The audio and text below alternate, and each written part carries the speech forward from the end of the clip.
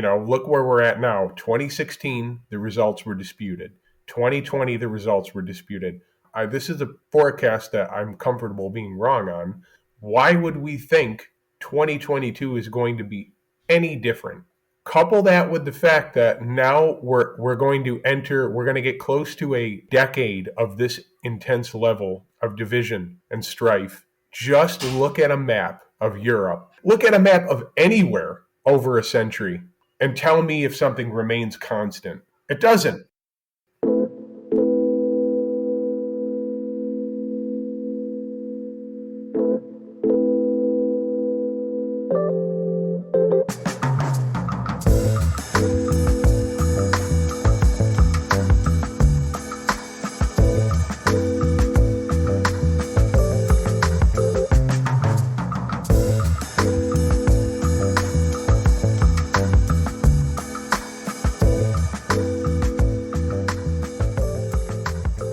Hey everybody, it is Friday evening, 4th of November.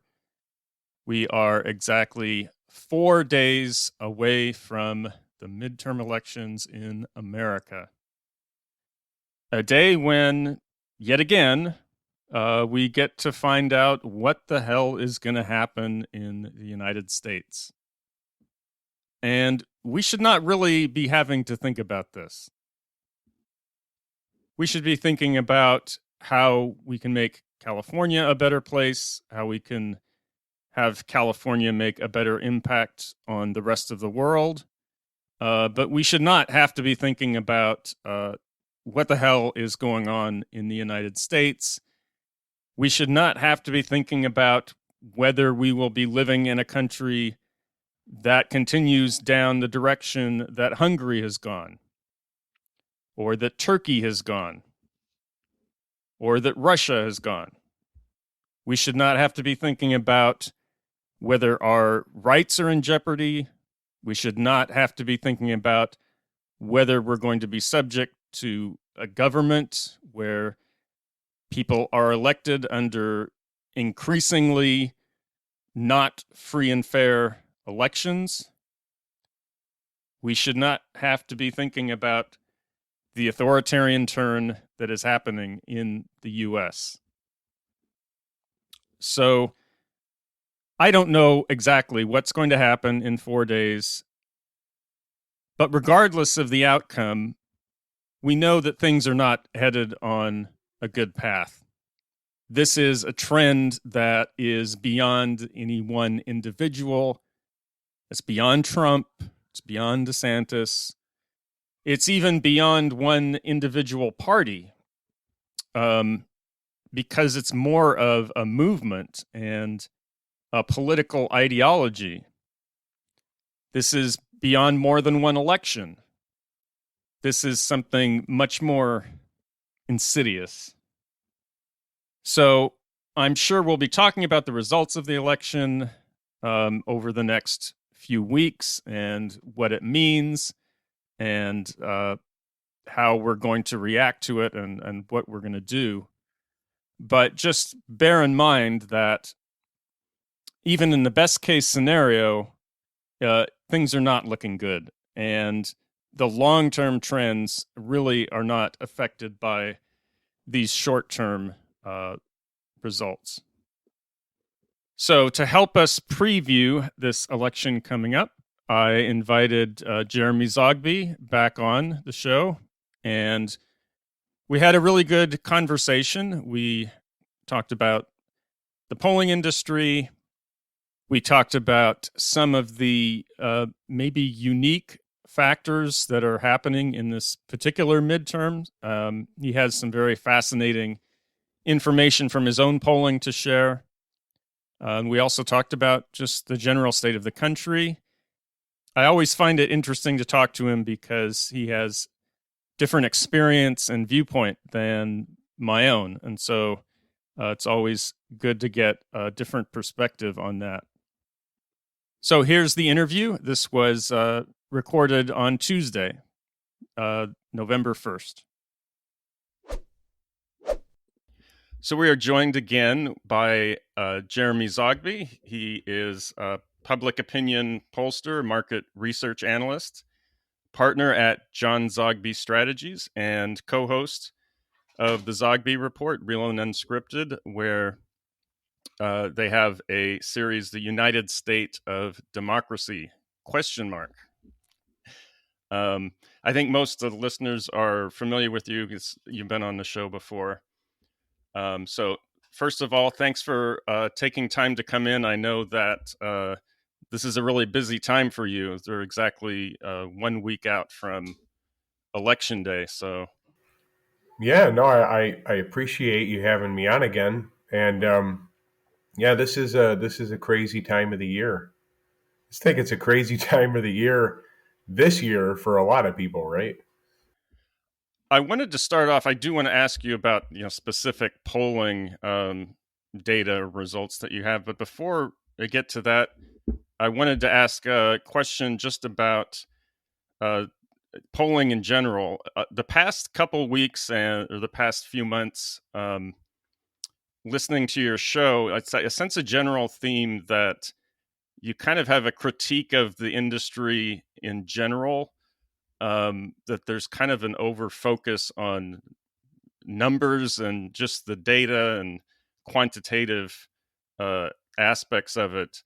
Like your last show, you said we're not going to make any projections about specifically what's going to happen. Yeah. So, and I think this is something that, this has been 10 years or maybe 15 years. I call it the kind of the 538ing of polling. We're living in the age of 538 and Nate Silver. And it just seems like it's incessant. It's 24/7 every week, 52 weeks a year. I know as soon as the midterms are over, they're going to start polling about the 24 election. It's like nobody ever steps back. They're already polling for 2024. I'm serious. Yeah. Nobody ever stops and looks back. So can you maybe expand upon that a little bit? What exactly did you mean when you're talking about this on your show, and in particular, maybe how it relates to this election? Yeah, well, I mean, this is I guess I'll start like this. What I've noticed over the last 6 years is it's either just been one rolling election or it's been a franchise movie, like Rocky 1, 2, 3, 4, 5, 6, Halloween, Nightmare on Pennsylvania Avenue or whatever. And it's really just part 3 of 2016. And we're in a midterm. You know what I mean? And I guess you could say part 4, actually, because there was the 2018. Yeah, it's part 4. Yeah. The 2018 midterms, which were crazy too. Not like now, but there's a crescendo.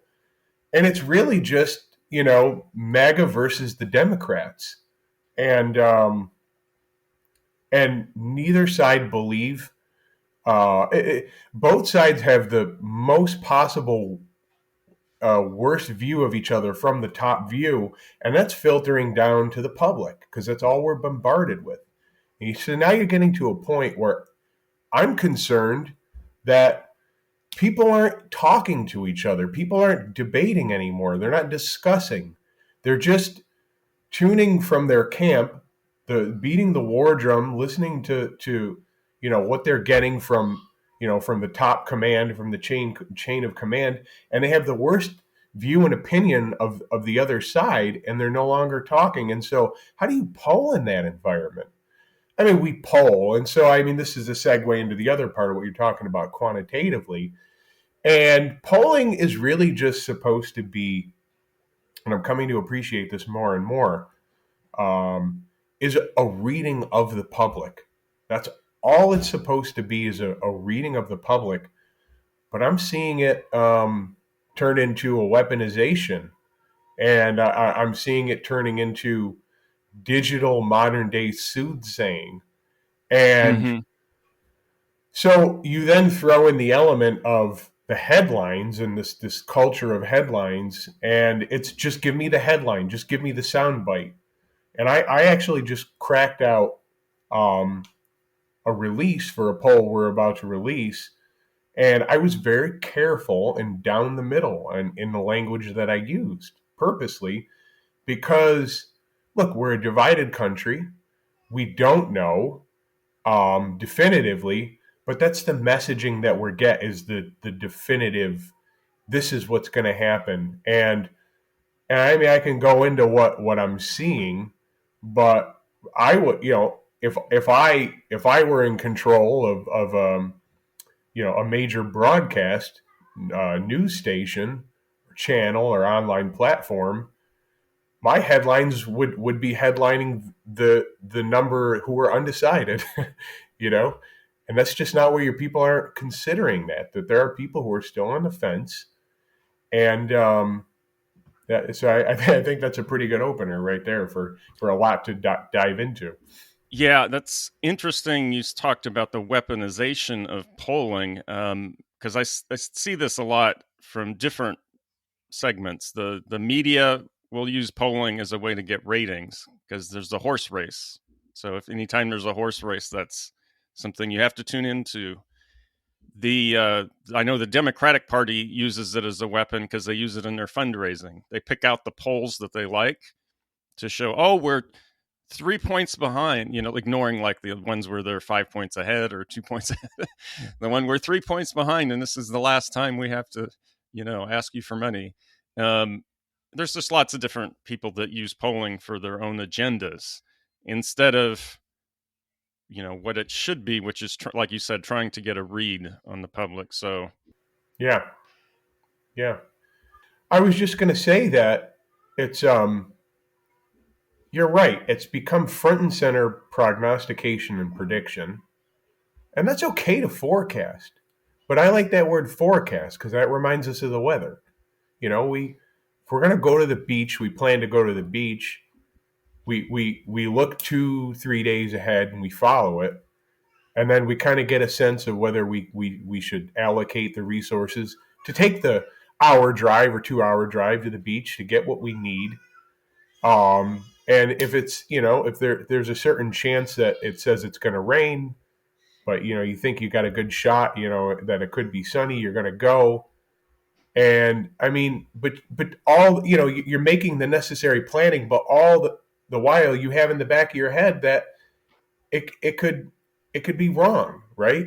And so I like that term forecasting, but what we have here in this world, with so many other outfits and firms and pundits, is predicting.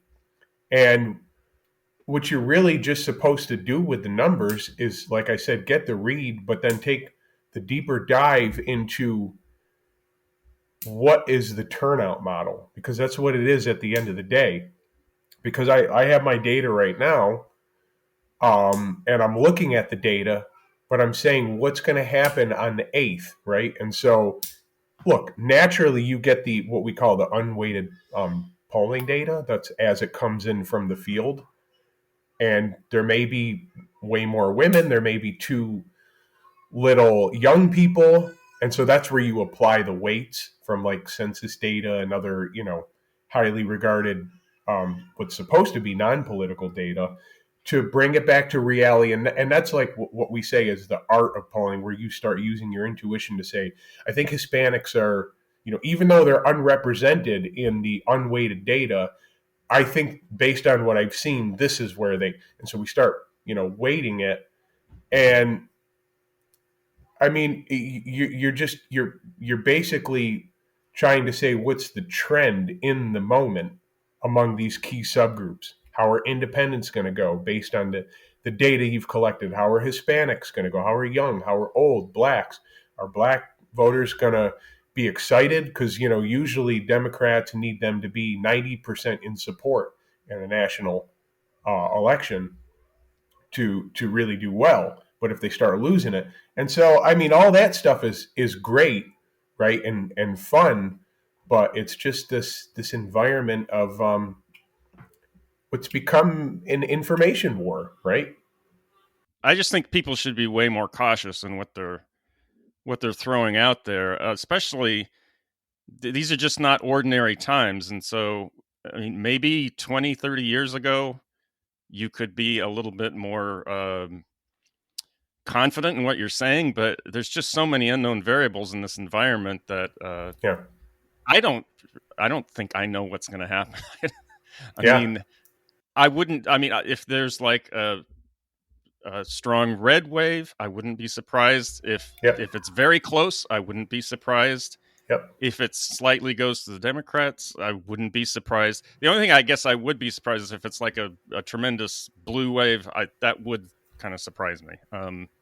Yeah. But all the other scenarios, I have no idea, and it depends a lot on turnout and these potentially new voters or who is going to turn out, continue to turn out from 16 and 18 and 20, and it's just a big unknown. I agree 100%. And I like what you're saying, that people should be more cautious. And I also agree with you that 2030, because, you know, I mean, actually, I was as young as 10 years old when I started working with my dad. I wasn't in the call center. You couldn't have a 10-year-old voice on the phone making calls. But I used to do field work where, with the old paper, the clipboard, in various different kinds of, I guess you could say, people surveys, counting in areas, counting traffic, stuff like that. For example, but yeah, I mean, in the '90s, it was a totally different ballgame, and that's when my dad really, I would say, made a name for himself with accuracy. But that's when telephone polls, it was still relatively easy. Everybody still had a landline, right? Cell phones were very, very, very few people. And so it was much less dynamic or even chaotic. And people weren't as bombarded as they are. There wasn't this digital world that has really created this whole underworld of very specific trends towards tastes and values and very niche pocket things. And so it's today is just I was just thinking earlier, we've gone from dynamic to chaotic. And so you're trying to get the reading in that environment. And I'm just going to repeat myself, and I hope that this is one of the key takeaways, is that just people who are into this stuff need to be less egotistical and a little bit more cautious. But I mean, we can actually get into some details. Yeah, I mean, yeah, just one last thing before I do want to get into specific things, but I mean, I remember the 80s and 90s. I was in high school and college in the 80s and 90s, and it was just a totally different environment.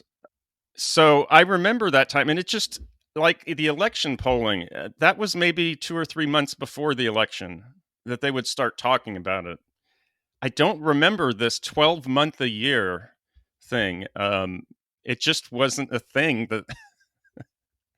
And I would just really like to get back to a world where we don't start talking about specific candidates and projections or forecasting immediately after the last election. Anyway, I'll just leave it at. Yeah. So what are your specific things? I mean, I know 7 days is still a ways to the election. Things can happen, but we are kind of getting closer. So what are some results or things you have to share? Yeah. Well, yeah, and I'll go back to one other thing, and this is just some factual information for your listeners. Of course, we all have heard the notion, and kind of like what you're talking about reminds me. The way to say it is, this was pre 24/7, 24-hour news cycle, right? That really, when did the 24-hour news cycle hit? About the turn of the millennium, right? Yeah, I mean, CNN and Fox News was about the late 90s Late it '90s, yeah. really started to ramp up. Yeah. Yeah. And so that was a major problem. Another dynamic, too, in this whole media crap show is there used to be a thing called the Fairness Act, where I think it was a regulation from the FCC that said it was in the public's interest for these broadcast corporations to present multiple viewpoints, to present both sides of an argument. And so you can go on YouTube and you can just find fascinating things from people like Mike Wallace, and you listen to these news segments from the 70s, maybe even the early 80s, and it's just a totally different world of media. And all of that was killed under Reagan. I think it was Reagan, they ended the Fairness Act. So anyway, that's just some context for what we're dealing with, which is diametrically opposite to that. But so I thought it would be interesting to track the independent vote. And in a first round, we did independent voters only, because usually they're, in a typical sample, they're a subsample. They're only going to be a 25%. And so I thought, what if we zero in and do a big sample of them and get a really low margin of error? And I would say the key takeaway was back in late August, 40% were undecided in the what we call the generic congressional ballot. Who are you going to vote for in your district on November 8th? 40% were undecided. There was a little bit of a lead among Democrats, but I would say statistically insignificant because it was well within the margin of error. So it was basically tied. And so we went through the summer, and there were a lot of big things that happened in the summer. Ukraine I think was a big issue. Inflation, by far the top issue. Every poll will show inflation as the top issue, although now some pollsters are adding a choice: crime and immigration and climate change and abortion and inflation. They're including the threat or the survival of our democracy. I personally don't like to include that because to me that's not really a policy issue. There's so many issues that it's kind of strange. And they ask, what's your most important issue? And then you have to choose one out of like 7 or 8. Well, we do top 2. Right, or top 2, but a lot of people think a lot of them are important. And so I often see these polls where, like, what's the most important issue to you? And the most important one is polling like 21%.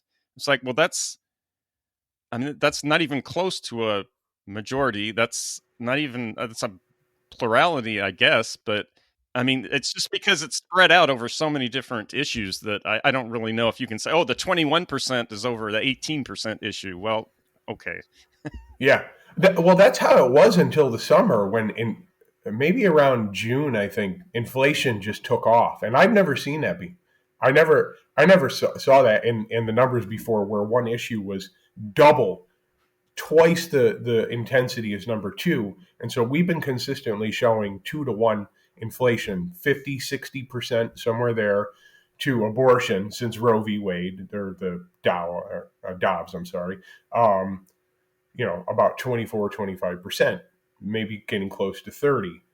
And so then you look at that number, and we know, because we ask it, we follow up, who does better with inflation. And voters, and in this case, independent voters, are saying Republicans deal better or would deal better with inflation. And actually going through a list of like 10 issues, they're about tied. 5 or 6 go to Democrats, about 5 or 6 go to the Republicans. But where the Republicans had the advantage was among the top 3 or 4, they had 3 in the bag. Democrats only had abortion, where these independent voters were saying Democrats do better with it.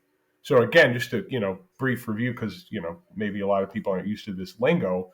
Of the top issues, that is inflation, abortion, crime, and immigration, Republicans score better among independents, than Democrats. Democrats have abortion. And so then you start thinking like, okay, this is easy. It looks like it's going to go to Republicans, but why are 40% still undecided? Why is the congressional generic still tied, right? And so I've been following that. I'm like, what the hell is going on here? And so I think I found the key, where we just did part 2 of this independent voter survey, where we drilled down to 5 key states: Arizona, Georgia, Ohio, Pennsylvania, and Wisconsin. Those are really important states. And I'm seeing it's well, I'll say this now. And this is just those 5 states. When you aggregate the congressional generic ballot in those 5 states, Democrats are ahead. And so I'm trying to figure out, that makes no sense. Those advantages Republicans hold or have holds in this most recent round of polling. So why are the Democrats ahead in the congressional generic? And in all the key Senate races, we're showing Democrats ahead among independents. Well, I drill down into the data, and we ask a question about voter fraud. We ask if a candidate made claims that there were voter fraud, repeated claims, are you more likely to vote for that candidate or less likely? And the intensity was so much towards the less likely. It was mind-boggling. It was like almost 60% said that they were less likely, which was the highest number in that series of are you more likely or less likely to support a candidate for XYZ issue. But, we combine somewhat and, for example, somewhat less likely and much less likely. And then we combine much more likely and somewhat more likely. It was 50% alone of independents said much less likely to vote for that candidate who made claims of voter fraud. And so and I have to underscore for you, and maybe people would need to visualize that and see that in a table to make sense, but that much intensity towards that scale where you have a 1-2 and then somewhere in the middle and then a 4 and a 5, and that much intensity going towards one extreme is wow. It's unusual. And that was the pony. That's what we say, finding the pony. That was the gold that we were mining for. And what that tells me is, I think why independents look like they're veering towards Democrats. Think about the nature of being an independent voter. You don't have a home. You're not in either of those camps. Those are the crazies to you, right? Camp Crazy A and Camp Crazy B. I mean, I'm exaggerating, being facetious, but you know what I'm saying. They're on the fence. But it makes sense to me that as an independent voter, that hearing the Republicans and the MAGA Republicans drum this over and over, independents are probably gonna say something to the effect of, just get over it, man. Hit the campaign trail the next time and beat them next time. I don't want to hear this crap. And so I think, although on the issues like inflation and crime, independents are like, oh, we like the Republicans better on the issues, but when it comes to the actual candidates, these guys aren't really appealing to us. Now, that's very long-winded. But I have to say part two to this. Everything that I just laid out there is just the independent vote. So that's why, even though I'm comfortable today that independents are veering towards Democrat, how is Democrat turnout going to be? How is Republican turnout going to be? And we still got a week. And what other crazy events are going to happen? So we just had one this weekend. So exactly.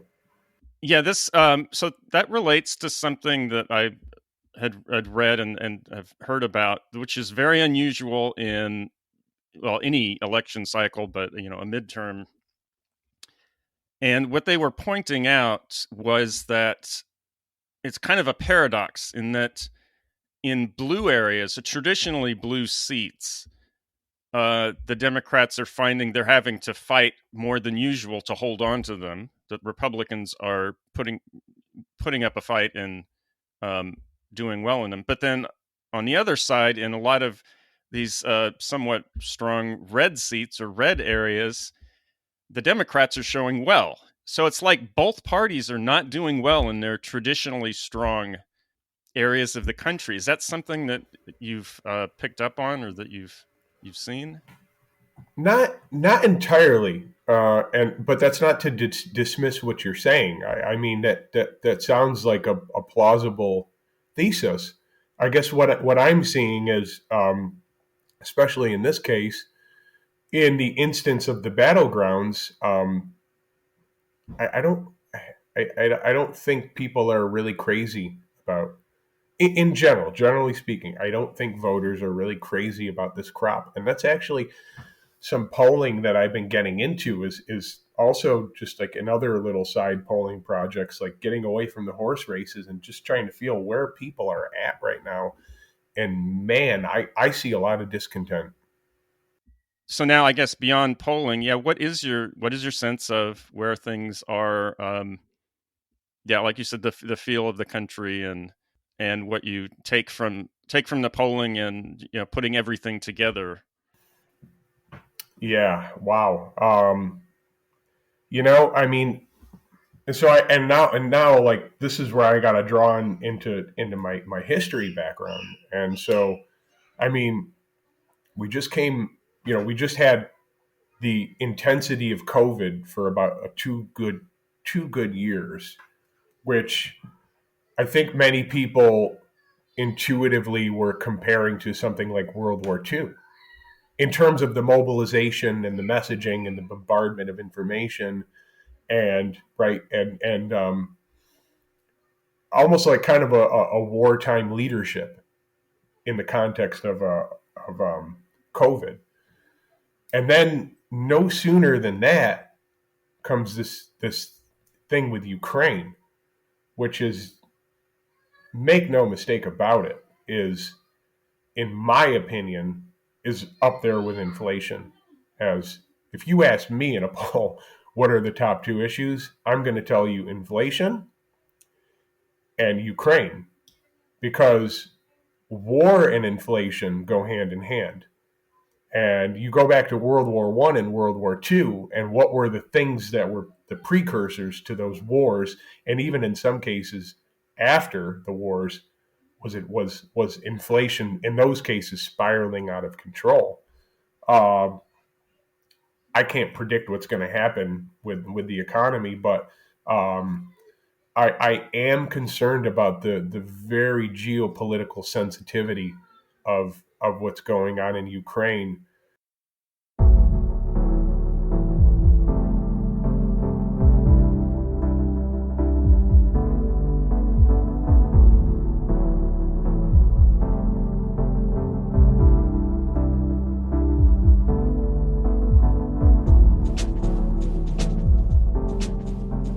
So I wanted to ask you something, and it's not really about ideology or political orientation, or it's not really a debate about that. Um, it's more a question that I wanted to ask you about perceptions and belief. So when I look at the conflicts and divisions that are going on in the country, from the left, or the Democrat, liberal, whatever you want to say, they definitely feel the right is a threat to the country, an existential threat. They're extremists. They're pushing an agenda that they don't want to accept, and then from the right, there's the same perception of the left, that the left is going more to the extreme. They're pushing agenda we don't like. They're a threat to the country. We need to do something about it, and so on. So they kind of have similar views of each other that way. I feel like and this is not everybody, but there's quite a few people on the left who do think about what the perceptions of the right are. I mean, I don't know. Maybe I do personally. I've listened to the conservative talk radio and watched conservative TV since Rush Limbaugh. um, I mean, I'm familiar with. I've spent hours and hours listening and watching to Yeah. Rush Limbaugh and Sean Hannity and Mark Levin and Michael Savage and all these all these people. And in the past few years, this has gone over into social media and YouTube and all that. So I've kind of kept tabs on what I hear there. So I like to try and get inside the mind and think, perceive what they're really thinking, even if I don't agree with it. I would at least try to figure out what their perceptions are and what they honestly are thinking and believing, and then what that would inform about the actions they would take and the steps they would take. Wow, I like that. So, for instance, when I hear talk on the right about the left is really extreme, they're going in a really dangerous direction, we have to stop them, they're a threat to the country, I believe them when they say that. I don't agree with that sentiment, but I agree that that's what they perceive. Sure. I don't get the same sense from the right, and maybe I'm mistaken in this, that they have that same kind of perception that we have a similar thing on the left. In other words, I don't get the sense that they understand that our perception of them is the same as their perception of us. Like if they discuss it, they kind of write it off or laugh it off, or if they talk about it, they're just wackos, so we can just kind of disregard whatever they think. And I'll just give you to make it more concrete, let's say we're more familiar with the part of the country that I really don't know very well. You're in upstate New York, right? So yes, that's a part of the country that's much different than, I'm in the Central Valley, so a lot of people in the rest of the country think it's a conservative part of California. It's not really that conservative. It's purple.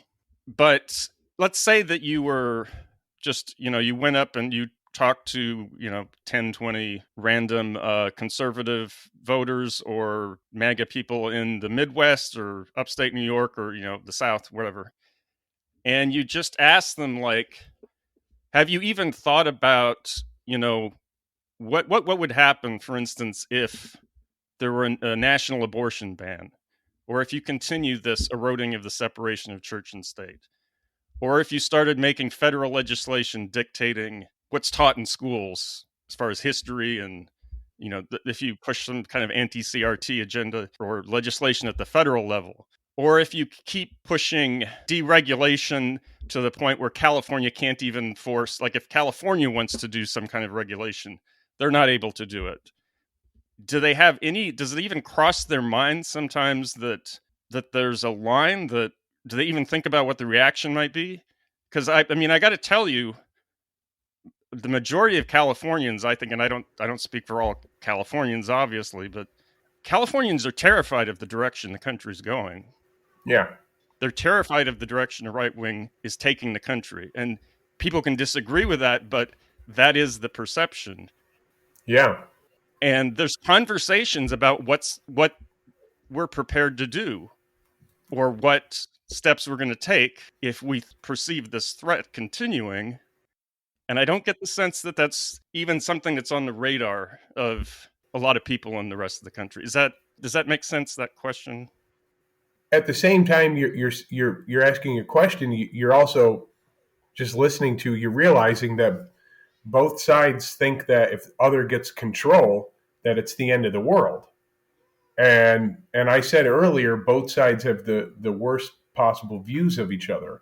Whether that's true or not, I don't know. But what I do know is, I could say objectively, and you've kind of hit on this, is geography or where you live has a major determining factor of your worldview. I mean, it's basic knowledge that of being on a coast is much different from being in a plains, from being in a mountain, and it's just too bad that even though a lot of Americans travel and vacate, we seem to just completely disregard that. That, like, these people, farmers, live a certain way, city people live a certain way, and that's what impacts their views. The type of house that they have, whether they live in an apartment complex, in a high rise, or in a trailer park, and that's just how people live. And politics is just become totally extreme, and I think it has to do with our earlier conversation on what has happened to the nature of media, and how journalism, in my opinion, is dead. It's no longer journalism, it's activism. And the everyday people are just being fed this. And you say, what about the middle? Well, eventually the middle get bombarded, and then they start breaking up and going one way or the other. but the noise from both extremes just drowns the middle out too, is another effect. Have I kind of touched base on your question? Because if I haven't, I can refine what I'm saying. Yeah, I mean, I guess I still want to kind of pinpoint a little more specifically that do you think that like the people that you're talking about have thought about what the reaction of Californians might be? I get the feeling like a lot of people in the middle of the country think that the policies they prefer, their worldview, as you were talking about, is just kind of the normal American way, and if that is what prevails, that the rest of the country will just kind of come along, or if they don't like it, they'll just live with it, and that'll be that, and then that doesn't even cross their mind that we might not just go along with it. We might not accept it. That does that even cross their mind? I think the nature of it is that both sides don't care. They don't take the time to think about the other side. And let's take a radical interpretation of what you're saying, that Californians will secede. Now that would be a great poll to ask Republicans. If whatever happened in the 2022 elections, or in 2024, the Republicans take the presidency, California secedes. Do you support or oppose that, or are you okay with that? I don't know what the answer would be, but to answer your question, both camps are in tribal warfare mode, that you lose empathy, you no longer even think about. What you're doing is kind of a little bit an exercise in empathy. I do try and think about where other people are coming from. Yeah. But I think by and large that's kind of going out the window. Um, Not because the majority of Americans are going that way, but the loudest from both camps are drowning it out and setting the tables, taking the orders of the top down command from the leadership in both the RNC and the DNC. And I've been thinking about this more. We don't see debates. We have to wait for just before an election day to see the debate when everybody's all charged up, right?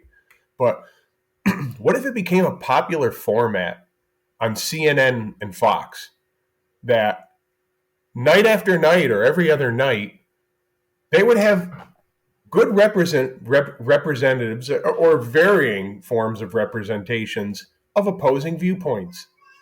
What if that became a standard format of journalism? What if journalists started asking questions, or engaging in self-dialogue with an imaginary person from the opposite point of view, and started getting the public thinking about, okay, bringing us back to discussing things and debating things, as opposed to, I can't talk to him anymore, I can't talk to her anymore, I can't have them over for Thanksgiving. I can't move into that neighborhood.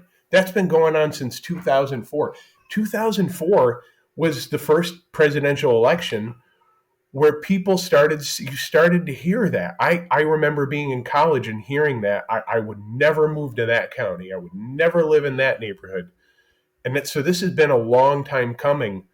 And the only way to address your answer is for enough people within journalism and media to step up and say, it's our duty to bring the camps together, to start discussing and debating, and start empathizing and thinking about, well, what would they think about us?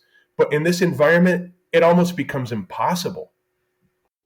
The potential block to what you're proposing is that you can get the two people, or you can get the discussion between two opposing viewpoints coming together, but really, in order to have a debate, you have to agree on a common reality.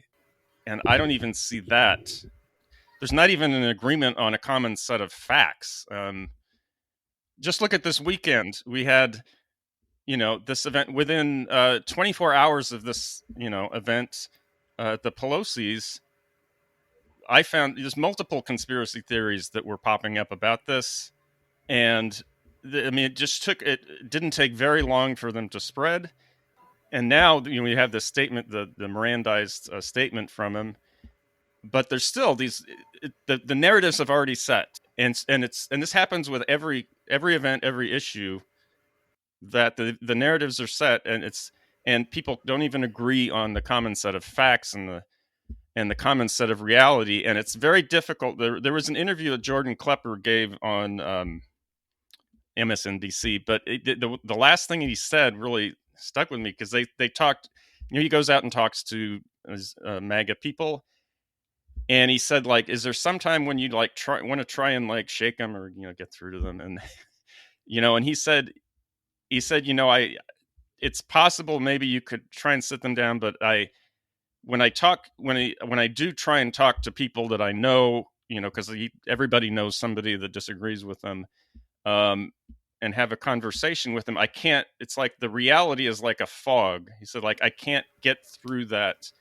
Yeah. Because we start talking about something, and so immediately I'll say something and they'll dispute a fact, and then we're stuck on that fact, and we can't get past that. And if you can't get past a common set of facts or reality, then how do you even start talking? Well, this is the symptom. This is a symptom manifesting of that problem of people being forced into their echo chambers, and media did a great job with that. All media, big tech, Fox, CNN, the whole gamut. If you were a big corporate media channel or institution, that was your business model. Folks, you got to go back and watch the movie Network in the late 70s. They predicted it. Well, there is a political slant in the movie, but they predicted what would happen on many levels. The blurring of line between reality and Reality and TV.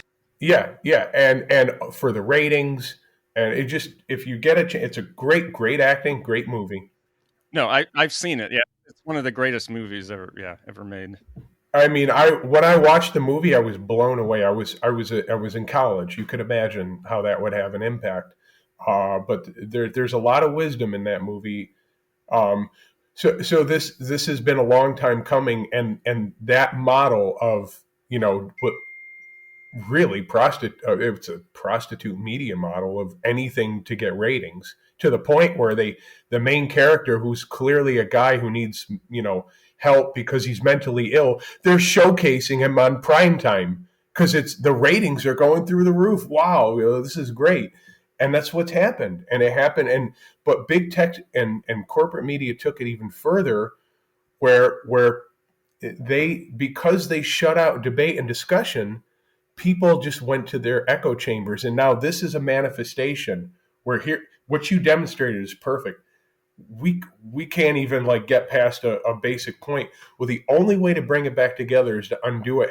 And the other thing that media has done is they've trained people to do ad hoc attacks, where you say, oh, well, that's just left wing, or oh, that's just right wing conspiracy. That's not debating. That's not discussing. Stick to the topic and the idea, and stop with the labels. Does that work in a relationship? When a husband and a wife are trying to debate or discuss things through, and they're name calling, no, it just pours fuel on the fire. And so the media got us here. I'm not going to be naive to say they're going to get us out, but some brave souls may need to put aside their business model for the sake of this country, to reel us back to start talking to each other again. Yeah, I'm very concerned about what's happening with the election, as far as, and this was my last segment that I've been away from the show for quite a while, but I made a short segment. Just, I'm very concerned about what's happening with the election, as far as, I mean, seeing some of these ballot drop boxes with people with guns and militia gear showing up. These death threats against election officials. It just is an environment that, well, I mean, you talked about how before that, like, no matter what happens this election, neither side is going to accept the result. I'm afraid that's a possibility. I'll be honest, what I see happening in the rest of the country, I don't think it's really a problem in California. I don't think there's much voter suppression or intimidation of officials, or people showing up with guns outside voting places in California. But when I see those things in the rest of the country, I got to tell you, it makes me less likely to think that we have completely free and fair elections, and less likely to accept the results.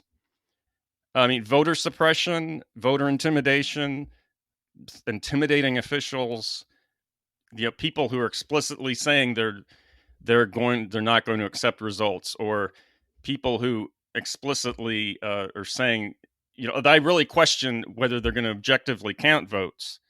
Those are all concerns for me, and it's the concerns of a lot of people over here. And we have our California elections, but we're part of the United States, and the federal government has a lot of power.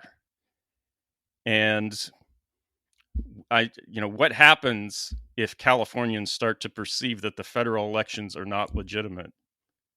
That's a real concern from what I see, that if it continues down this road, if the 24 election is even worse in this regard, or 26, that there's a lot of people in California that, you were talking about not accepting results. It's going to be more and more questioned. And I don't know, did you hear the statement from, so after the abortion ruling, Gavin Newsom had a press conference. Did you happen to see that?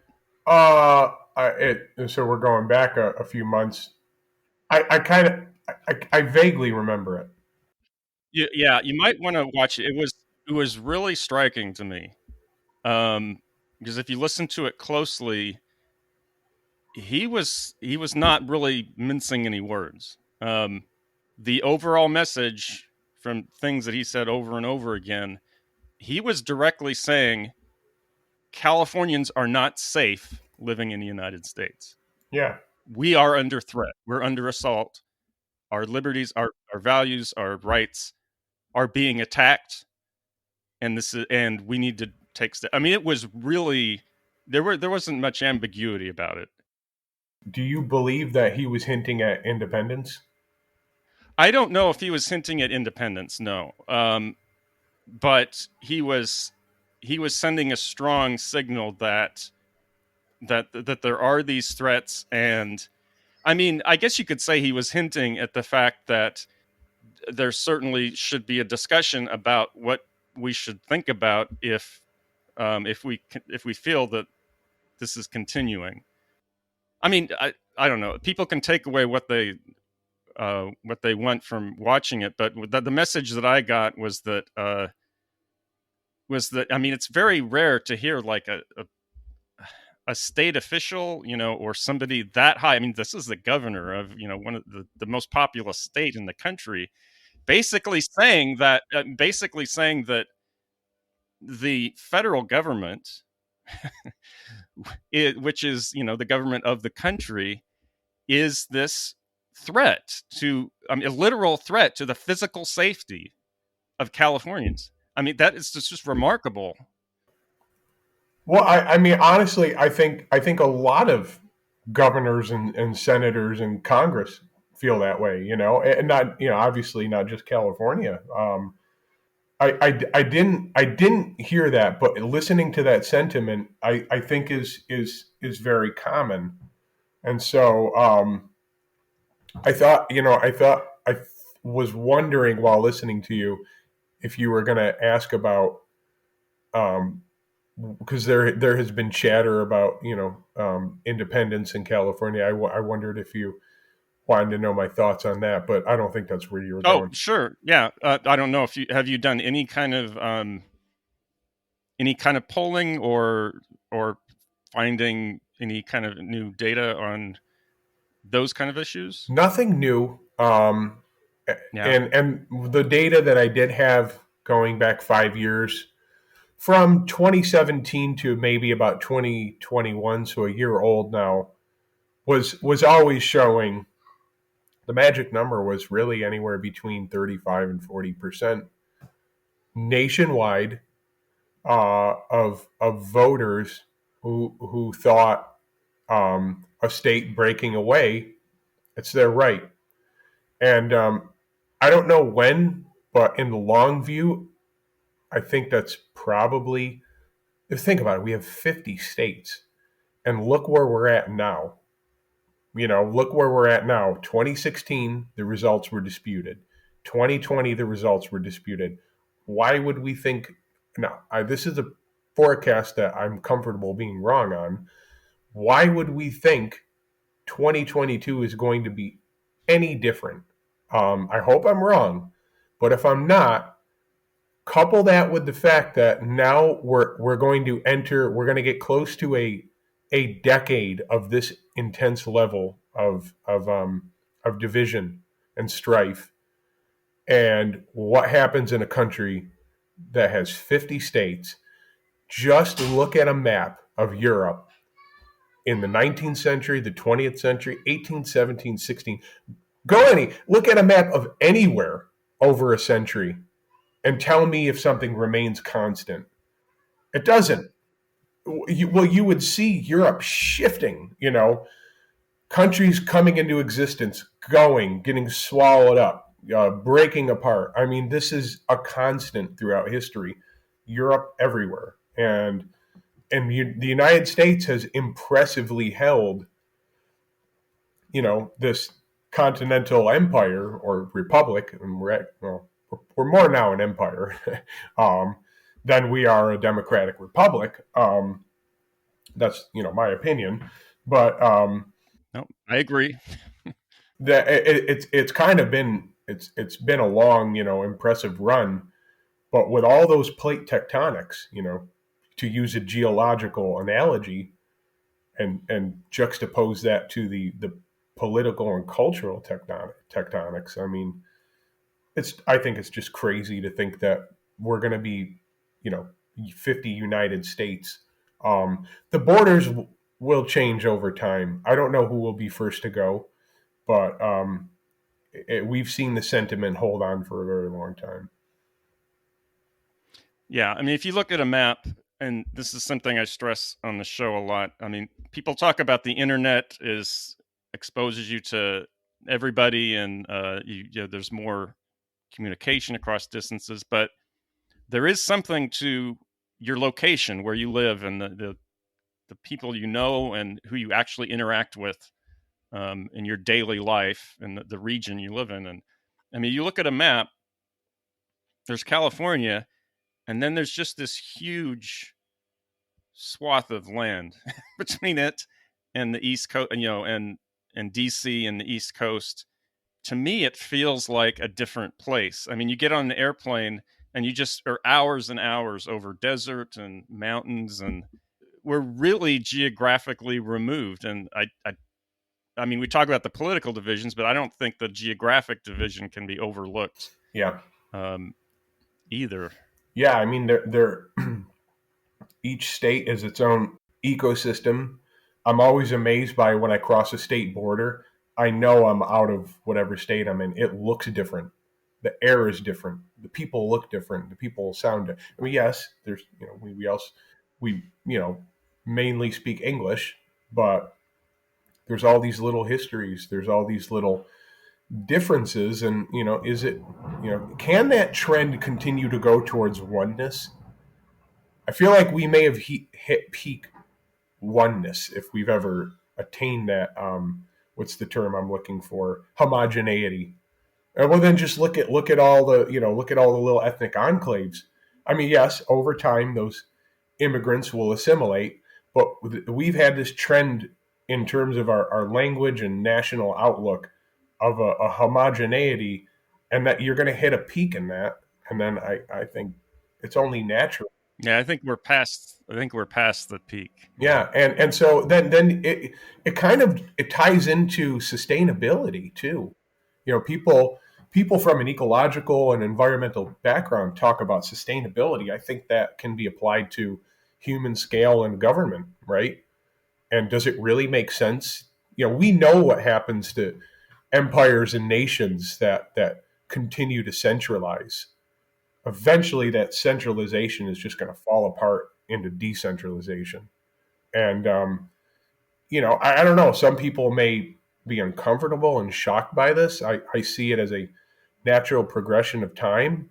But I think having been so centralized in this country, I think that's just another example of another thing we need to reverse course. And it doesn't have to mean complete anarchy and chaos. I don't think it has to be that way.